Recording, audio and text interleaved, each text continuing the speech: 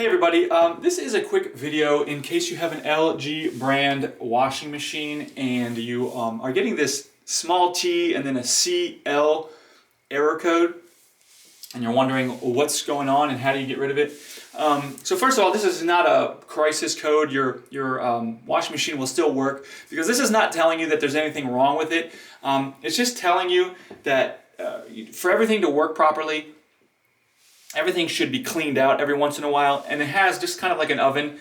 Your washing machine has its own self-cleaning cycle, and they call it the tub clean cycle, and that will usually be an option. Depending on the model you have, there'll either be a button for it or an option for it on the knob or whatever. So all you need to do to get rid of this is to just run that tub clean cycle, and that will keep your washing machine running smooth. And frankly, even if you don't do it, even if you don't run the tub clean cycle, it will eventually, after a few cycles, this will turn off anyways. One more thing is, and I'll put a link to it in the description, is when you run the tub clean cycle, you just want to get some washing machine cleaner to put in there, and that will keep everything clean. So anyways, hope this video helped. Thanks a lot for watching. Have a great day.